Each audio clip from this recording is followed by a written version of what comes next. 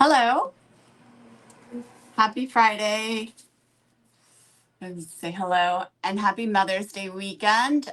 We'll get announcements out of the way while people start to join us. My name is Lyonella Cook. I'm the owner of Sandpaper and Wax Design, and I am so happy to be back after a bout with norovirus. So I hope everyone is doing well. Today we are going to talk about milk paint and a little bit of resin, the eco resin. Also, Amy Howard's website has a Mother's Day sale going on, and it's 20% off site wide. Hey guys, oh, I'm so glad you guys could join me. I'm just saying hey and what we're going to talk about. There is a lot to get to, and we're going to just briefly touch on stuff. And I feel like milk paint is just one of those things you got to keep trying. It is a paint that absolutely changed my life, and I'm so grateful. So don't give up on milk paint. Keep trying, and I promise, I know you can do it. So, as you know, I did a chest, and that is what we're going to talk about today. And I'm going to turn you guys down. We have lots to do, so let's not waste time. But I'm so glad you're here. Okay, here we go. All right. So we are doing what I did was a neoclassical chest. And it was in a multi-grade finish, very inspired look.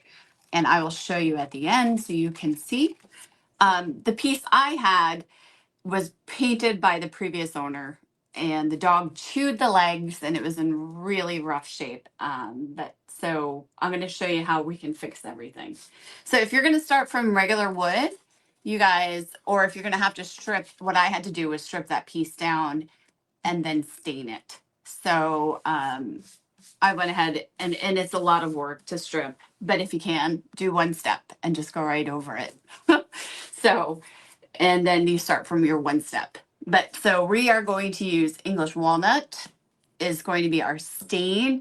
Remember, we always want to start and clean, and I promise you, I'll show you why this is so important. Clean slate. And it's a high-end cleaner. It's not just mineral spirits or yuck gunk, move the gunk or whatever gunk off.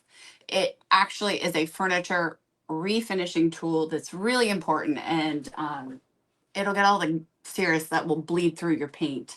So the colors I am going to be using today are we've got Pompeii Gray, Scandinavian Gray, and of course Nord. Other products that are being used is Gesso. We've got Amy's Echo Powder, which is what I repaired the legs with, and I'll show you this. And we will also need dark wax, light wax, dust of ages. It's a lot of stuff. Antiquing glaze. So good thing it's a sale. You'll need a seawool sponge, a bunch of brushes, and just an open mind. And you can do this. I promise, guys. It's sometimes it's not so fun in the beginning, but it's okay. All right. So let's start with this. We're going to start with this. If anybody is new and has never used this before, this is a fantastic, easy to use stain, very forgiving.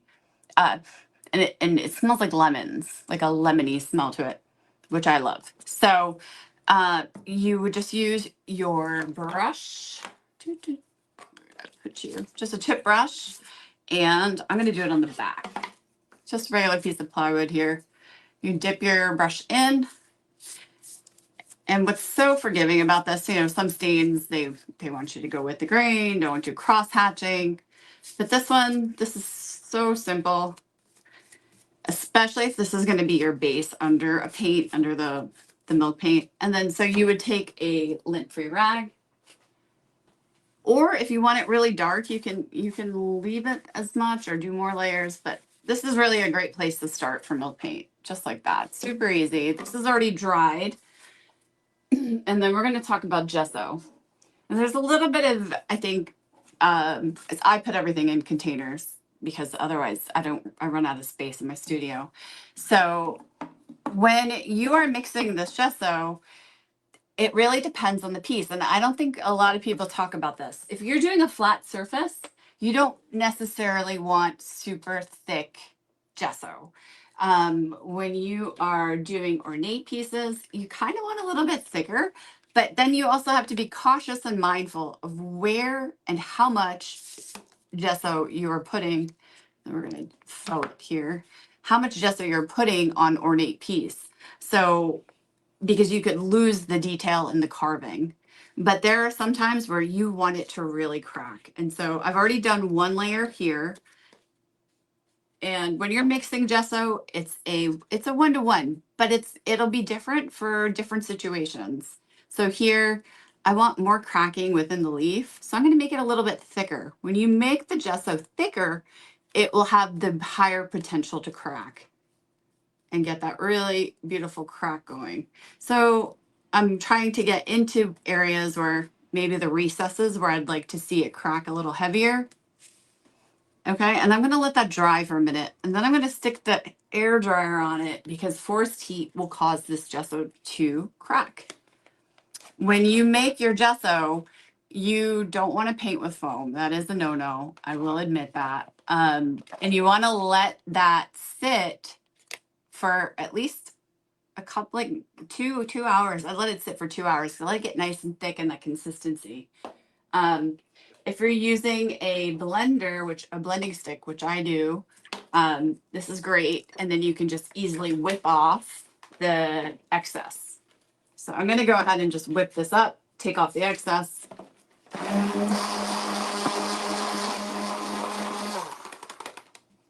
And when you're working with these milk paints, you want to make sure you're agitating because it tends to want to settle at the bottom. And then I keep a bucket where I put that in so it doesn't get crusted and ruined. All right. And so what happens, now you can see, I'll show you, all you need to do is you literally just scoop off the foam, okay? Super simple. Then underneath, you already have your gesso that you can work with. So easy. Okay, and then we're going to go ahead and do this board here. Now, for flat surfaces, I don't like to do this thick. So you're going to do it nice and easy, nice thin layers. And for a really beautiful finish, you don't want clumps. You're going to want to sand between coats to have a more finished look or more refined look if it's not as a rustic or a primitive look. Just like that. And now I'd let that dry. I personally like to let gesso dry for at least half a day. And the more layers you build, a little bit longer because you don't want everything up on top of each other. So here, where we could go in. Sticking onto paper. Sorry guys, sensible. So here, remember I want a really nice smooth finish. So I'm just gonna gently sand. You're still going to get cracking. You'll still get that really pretty finish. It's just not as, we're going for a more refined look here. And then that's your second coat here. Yeah. And it's going to feel like you're pulling that gesso off, but you're not. Don't worry. All good. So let that dry. We're going to pull this back over and then I'm going to mount it so you guys can see what I'm doing. We're going to take this heat gun. We're going to force crack.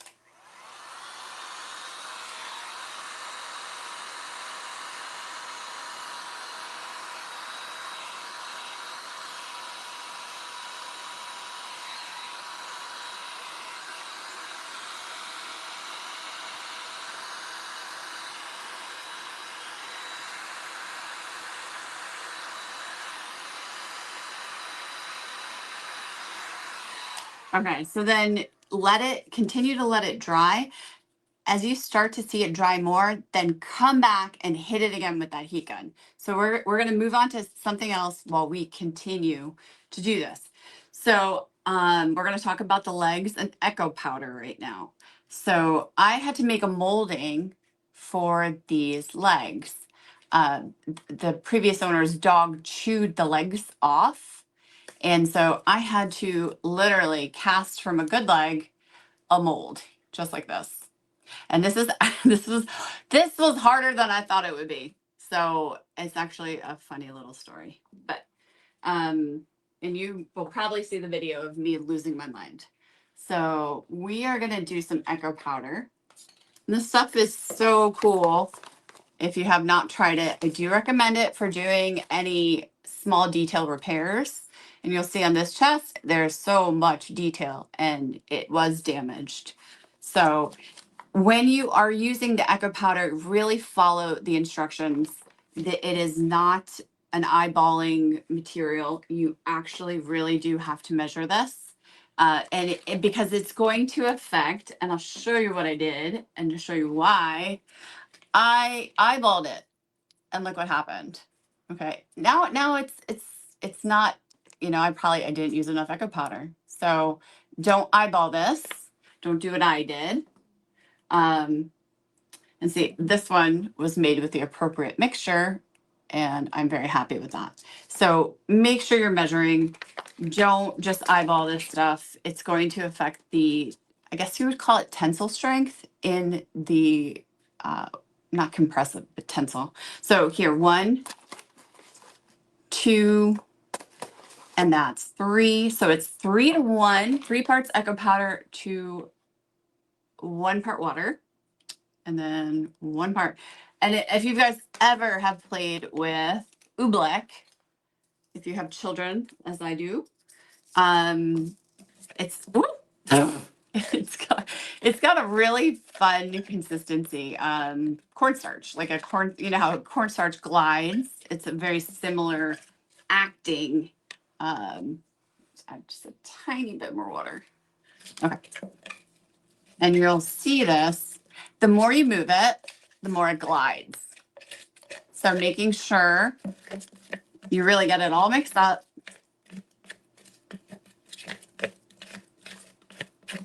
Good. And we're going to try, I'm going to attempt with you live to do a round mold. I do recommend that you put it into some kind of bowl to keep its form. Otherwise, you could end up being a little wonky and not round. So find a little souffle bowl that you could stick this in while it dries. So, and the thing is, do you see how it's a little runny? It's more thicker for this, and you want it to be a little thick when you're doing these round or odd shaped molds, because what you're going to have to do is push it and not let it move. This was so much harder than I thought it would be. And also entertain the thought of coming back and doing multiple layers, like building up your piece as far as but actually that is a perfect consistency here. Look at that. We're not really having a ton of movement. So what I would do at this point is then go ahead and continue to build with this. And then I'll show you the one I just did.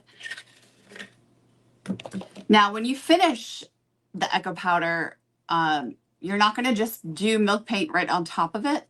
I would suggest that you do a 1-step and then go ahead and do your milk paint. So go ahead and let that dry. You want to let this completely dry before you pull out the mold. I would let it sit overnight, because otherwise when you pull it out, it's going to crack all into a million pieces.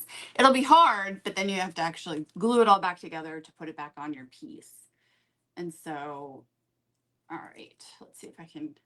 This one was not done the night before, so we'll see what happens. And being gentle as I pull it out. Ah, look at that. How cool is that? And so these were these really beautiful leaves that were chewed off by the puppy. So I was able to make that complete repair with this. Now, when you go ahead and put it onto the furniture, because obviously it's wood and this is echo powder resin mold, you're going to use an epoxy. I know you guys know those epoxies because people make these things with epoxies, but this is great. It's actually, I've tested it. It's taken a beating on that chest and it hasn't chipped. So we are good to go. But use an epoxy to adhere it to your wood piece, because that's how you do it. Okay. Now we're going to move on back to that gesso. It's looking like it's really starting to dry. We're going to hit it again.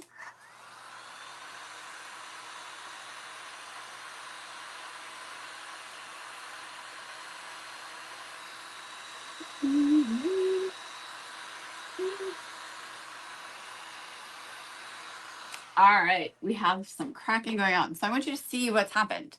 Do you see? Look at how beautiful cracking. So by applying heat, not while it's wet, as it starts to look like it's drying, that's when I want you to hit it with that hair dryer. That's when you're going to get that really cool crack, that really cool chip. Okay? Don't tell anybody. Only those who've seen this will know. Okay. So here's our piece. We've done our gesso. We've done our stain. 2 coats of gesso onto the board. You've done, if you had to make a piece up, this is wood, but in this instance, remember, we're going to 1-step this. This is Chinese red. I actually keep it in a small container because I use it for my gilding. So that's Amy Howard's Chinese red. And under gilding, traditional gilding, you'll find colors like red and yellow, some silver, but I am a little biased. I do love the red. I can't help it. So if you're gonna gild the legs here, we'll say this is gilded and it's the Eco Resin that you just did. And so we're gonna go ahead and use, this is our bowl. We're pretending it's our medium bowl, but it's Chinese red 1-step, FYI. And I love this color. It's really pretty. I sometimes add a little black to it just to make it a little darker. I think that's what I did actually the other night. So there we go. That's your bowl. Let that dry, and then you can gild right on top of that. Or you know, if that's just a 1-step and you want to go ahead and start with your milk paint too. But that's what I do. I'm just sharing with you today. We're going to move on to that next coat. So when I do a 3-layer piece, I like to start with my base. Then I go light. No, I go like a medium light to a mid light to medium light, semi light, and then dark. Now I'll show you. I'd rather show you visual. Okay. And then sometimes, you know, you change it up, but this is kind of typically what I do personally. So here is already a pre-mix of, this is Scandinavian gray and Pompeii gray here, okay? And so let's go ahead and we're gonna take our brush. We're just gonna apply that over.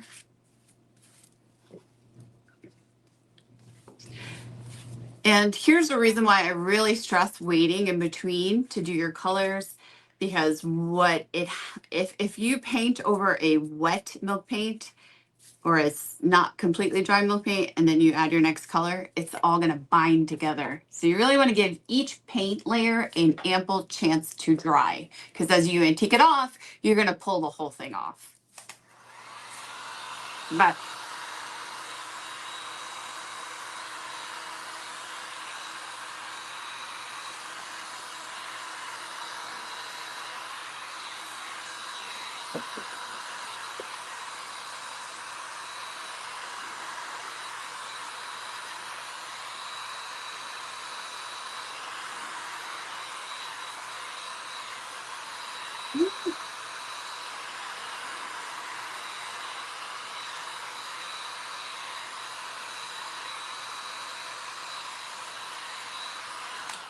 all right. And then also for those of you who have not used milk paint before, thicker isn't better. It's not 1-step.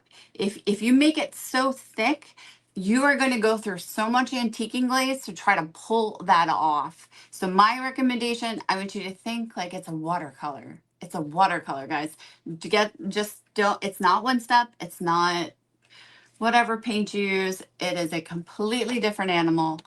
And I promise you'll be really happy. you know, lighter is better. You can always come back into another coat of color. But it'll be so much harder to pull that paint when you go to Antica. That's just a lesson I had to learn when learning this. You know, thicker isn't better, for sure.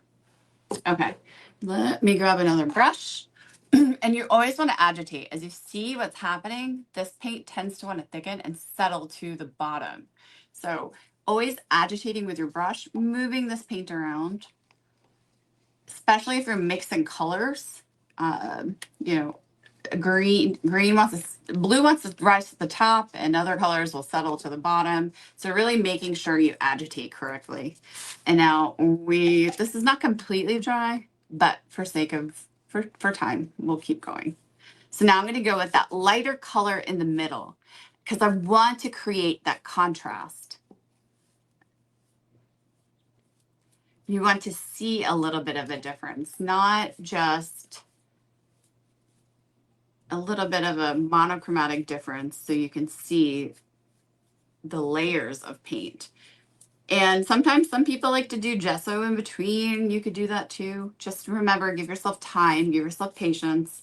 It's not a race with milk paint. It's just one of those things where you just have to let the paint do its own thing. All right. While I let this dry, because I don't want to blow it, we're going to talk about gilding real quick. I'm going to let that dry. I hate the hair dryer. All right. Where is my brush? So here's an artist brush. We have size. So you can gild directly over the gesso, or you can create a bowl and then put your gilding over on top. That's really up to you. Oh man, you're gonna see my muscles today. Holy moly.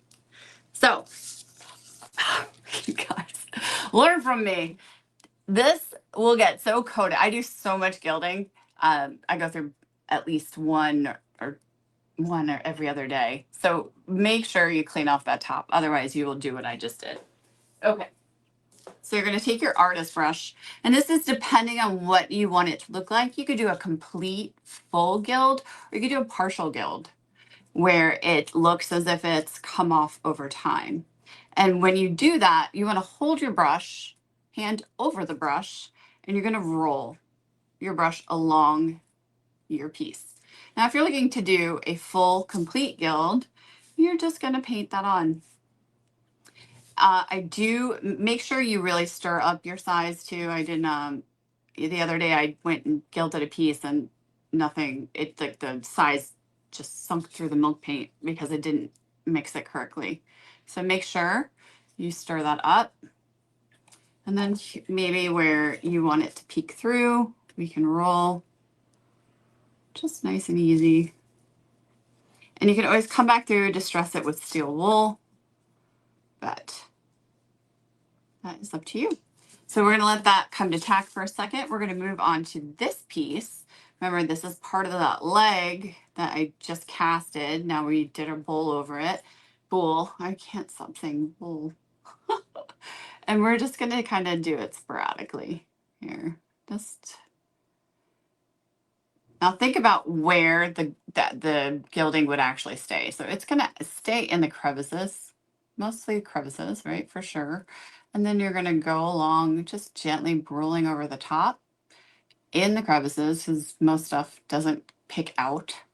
And just like so. Excellent. Let that come to tack.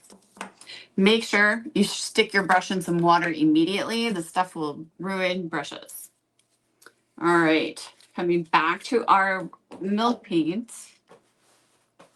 Also, guys, ideas for that resin. Look how cute you can make little shapes. Aside from just pieces, these shapes into and then adding it onto your existing furniture to create a faux finish. Just, I thought that was such a neat idea. And look how strong these are. Ready? I mean, I dropped one from how tall I am. They don't break. This is fantastic. So I try to smash things and see how it works. Okay, going on back to that milk paint. We're going to go here real quick.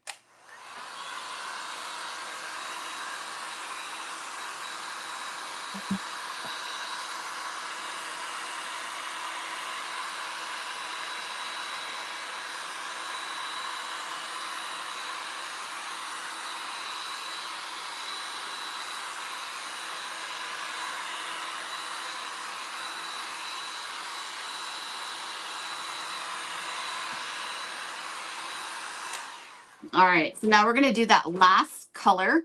And my last color I did was the Noir and Scandinavian gray. And that mixture was 3 to 1, 3 parts Noir to 1 part Scandinavian gray. And that's my color. I was like, that is way too light. Yeah, see, big difference. So that's going to be our final color. Now you can go from dark to light or light to dark. It's really just a matter of preference. But for a lot of these classical pieces, light to dark, and then mixing that middle color to be the lighter. Okay. And so we're going to come here. Now you can apply this.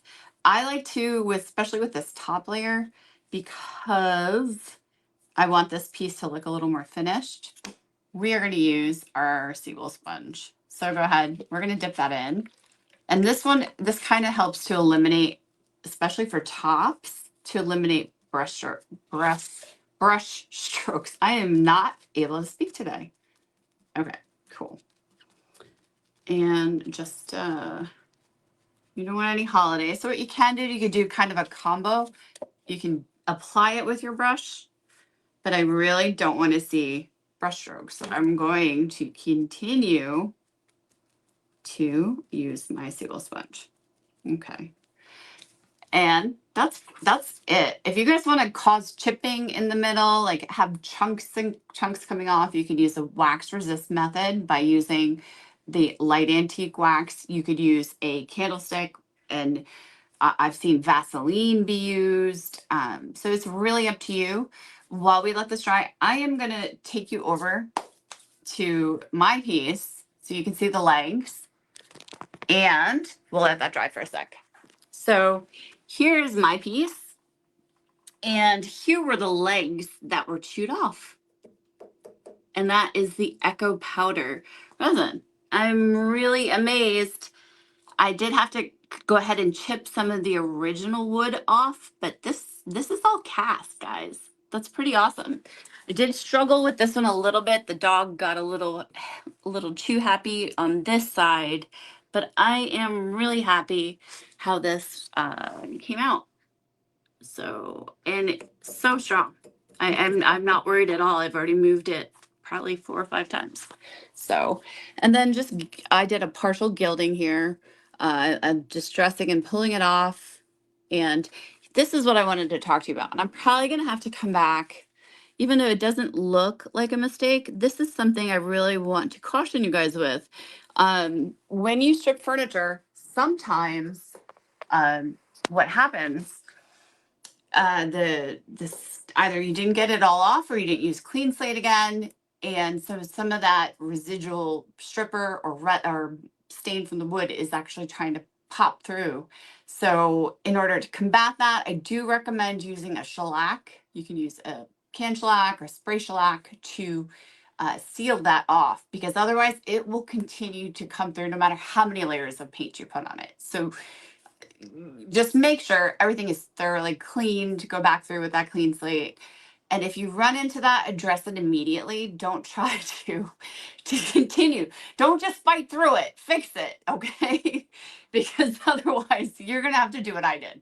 So we'll make the repairs. But let's get back to this. Let's finish it up. I'm gonna show you some cute little tricks and tips to finish, and you are free to go.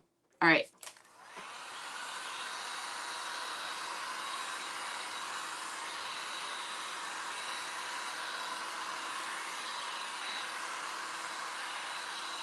Ooh, better idea. Look at this. We'll keep letting this dry to minimize. Who likes the hair dryer? Not me. But we're going to gild while we do that real quick.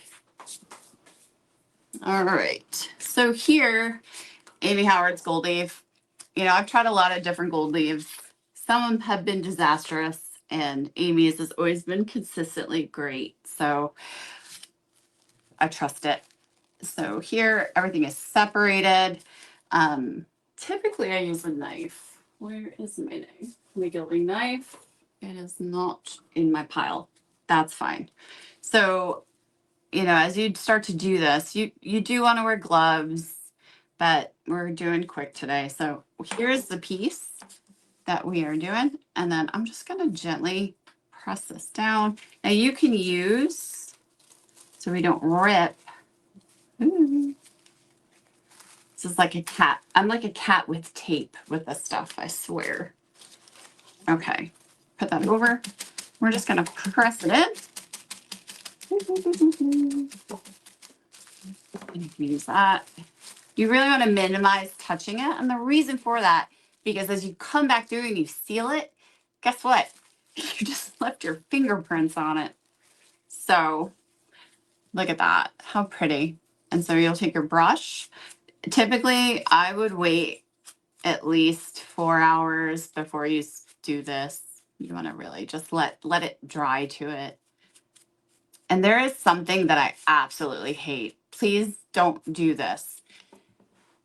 If you gild a piece, please get all the fuzzy little pieces off. It looks so, I don't know, terrible. I'm going to be honest. But yeah, just let it dry, let it do its thing, and then come back and really just get all that residual leaf off. Don't give it to your customer like that. And look at that. Look how pretty that is. Okay.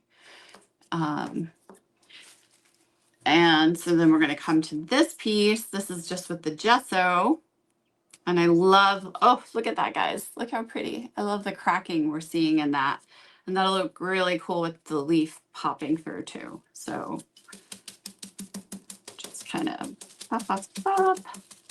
Minimize touching it as much as you can. I do recommend doing it not under an AC unit where wind is blowing. Otherwise, you will be gilded too. Okay.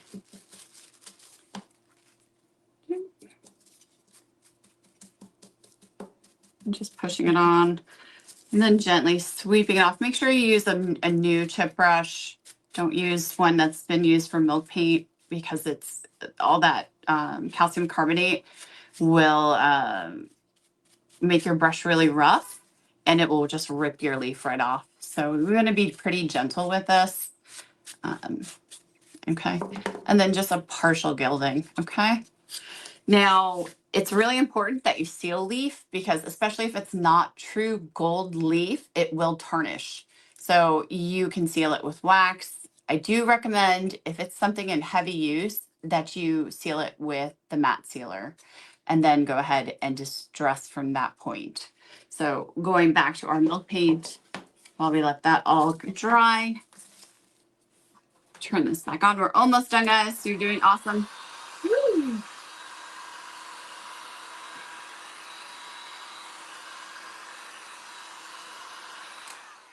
All right, that's pretty good. All right, so before I even start to distress, or well, as I go, I do it. That's fine. Here, I'll show you.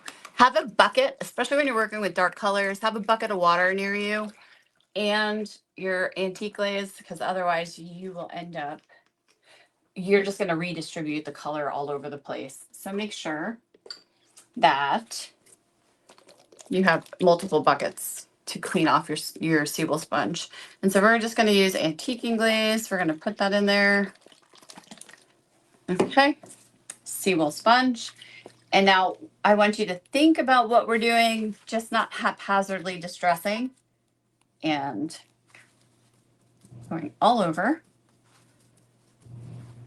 Maybe if this was the side, there could be something ran down the side of it. And then to the sides. And then once you get it to where you really like it, you can do really neat stuff like fly specking. So here is alcohol. This is alcohol mixed with, and I let it slake for a while in the alcohol, and I sealed it. And this is just Venetian brown and a little bit of Nor. And what I like that this is an alcohol, the alcohol will dissipate, but the pigment still remains. So as you do that, you can come back here and you're just gonna fly speck. You can do this with white too, so it makes a really pretty contrast. So you do the same thing with alcohol ink, white, Strasbourg white, and then go ahead and just let it overnight at least. And I actually keep them sealed in little bottles. So that way I can come back and use it again, because milk paint won't go bad when it's in alcohol. Or you could use vodka. I don't know, whatever you have. So, and as you see, what's happening is now we have just little distress, and it will lighten as it goes because alcohol will dry in the air when exposed. So that's from there. You can also, if you want, you can distress with a, so sometimes I like details, but sometimes you could just, where you want it to come off, and just kind of distressing in certain little areas, pulling across. It's super, super easy. You're gonna let that dry. Then we're gonna do light wax, dark wax, dust of ages. That's it. Now going back, as we let that dry, we're gonna come back to this leaf. Now the same thing. Once you seal this, you can use to distress or to age. You can also use this glaze to glaze the actual gold leaf too.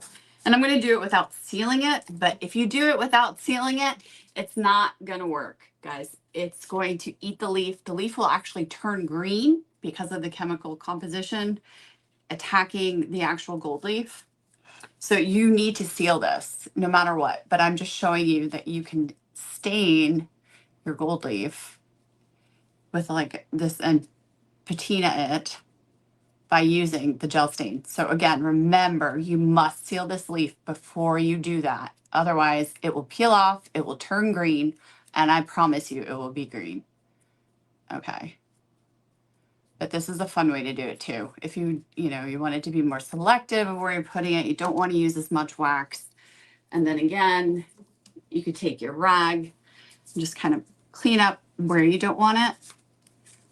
And the same thing, it's just really up to you. It'll tone it down. There's so many different ways. That's what the alcohol ink, that would I recommend using the matte sealer and then the alcohol ink too. But it's entirely up to you how you would like to either tone it down, brighten it up. But that's what I do. A couple of ideas. Let me just dry this off and then we'll finish.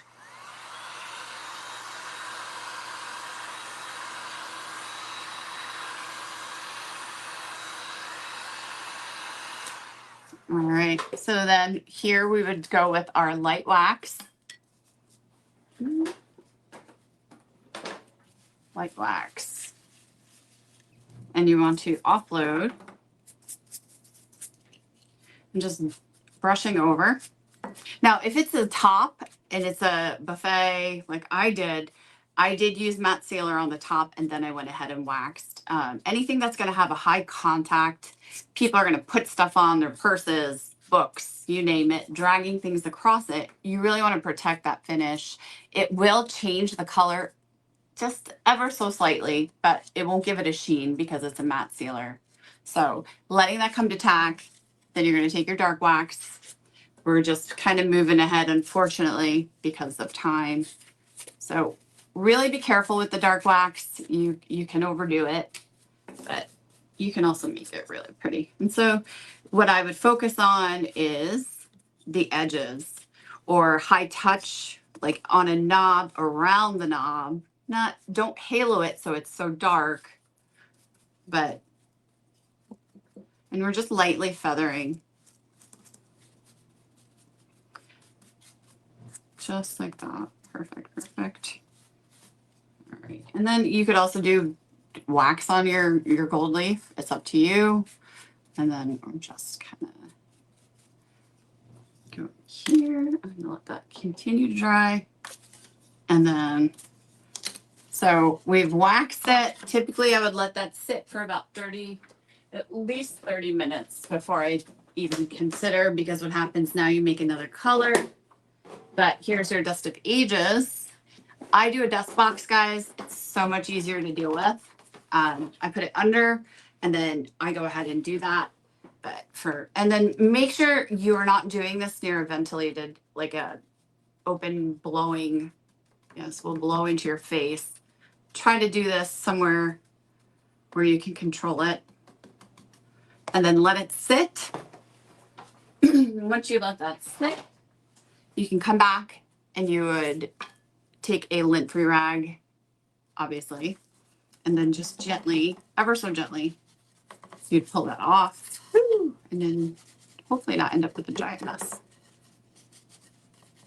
And so kind of, and then buff it to a nice little sheen if you like.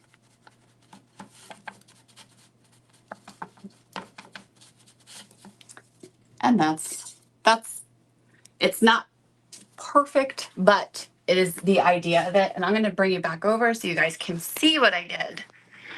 And so here we are. See how paying attention to edges.